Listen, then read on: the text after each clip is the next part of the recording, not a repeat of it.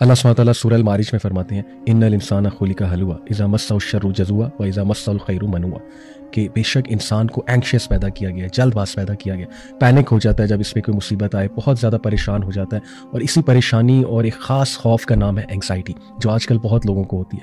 Anxiety की biological reasons भी हैं, एंग्जाइटी की साइकोलॉजिकल रीजंस भी हैं, और एंग्जाइटी शैतान की तरफ से भी होती है। तो ये एक सही चीज़ है, रियल चीज़ है, इसका इनकार नहीं किया जा सकता। लेकिन इसका ये मतलब नहीं है कि इंसान जो है अगर उसको कोई परेशानी आई है तो अल्लाह पे तवक्कल करना छोड़ दे या बहुत ओवर थिंकिंग का शिकार हो जाए।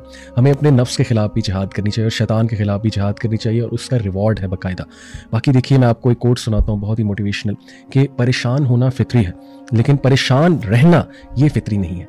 परेशान होना ये तो हर इंसान परेशान होता है, ज़ाहिर है इंसान को अल्लाह ने कमज़ोर बनाया है, इंसान को दुख आएगा, गम आएंगे, इंसान को रिजेक्शन फेस करनी पड़ेगी अपनी लाइफ में, बहुत कुछ फेस करना पड़ता है इंसान को कभी अपने बहुत दुख देते हैं, और इंसान को कभी ऐसा खौफ तारी हो जाता है किसी वजह से कि उस पर एंग्जाइटी जो है ज़ाहिर है वो हावी हो जाती है।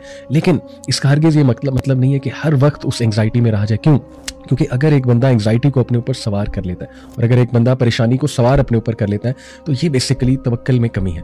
हैविंग सेड इट, जैसे मैंने कहा कि एंग्जाइटी की बायोलॉजिकल रीजंस भी होती हैं। कुछ लोगों को एंग्जाइटी बायोलॉजिकली भी हो जाती है, उन्हें नींद ही नहीं आती, उनको पैनिक अटैक्स होते हैं, उनका दिल घबराने लगता है। तो इसका सोल्यूशन डेफिनेटली मेडिकल एक्सपर्ट्स के पास है, इसलिए मेडिकल एक्सपर्ट्स के उनके पास जाने में कोई हर्ज नहीं है। बट मैं आपको इंशाल्लाह कुछ कुरान और हदीस की रोशनी में मैं इंशाल्लाह आपको सोल्यूशंस बताना चाहूँगा। नंबर 1, डू तस्बीह। बहुत ज़बरदस्त सोल्यूशन है कि जब इंसान को एंग्जाइटी हो तो इंसान तस्बीह शुरू कर दे, और बहुत सी तस्बीहात हैं, सुब्हानल्लाह व बिहम्दिही सुब्हानल्लाहिल अज़ीम, या ला हौला वला कुव्वता इल्ला बिल्लाह, बहुत पावरफुल तस्बीह इंसान को बहुत स्ट्रॉन्ग बनाती है।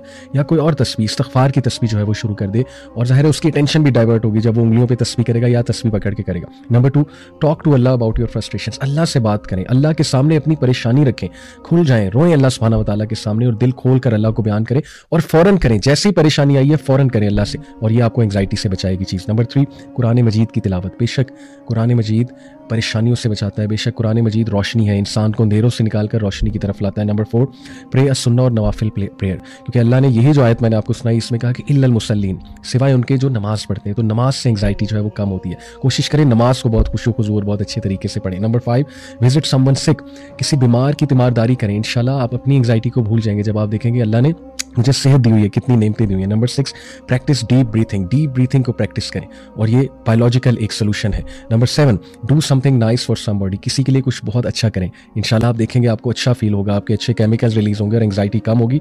Number 8, take a warm bath और ड्रिंक सम टी, आपको चाहिए कि वार्म बाथ लें, उससे बंदा रिलैक्स होता है, मसल्स खुलते हैं। Number 9, talk to a friend, किसी बहुत अच्छे सिंसियर दोस्त से ज़रूर बात करें और उसके साथ अच्छा वक्त गुजारें, एंग्जाइटी रिलीज होगी।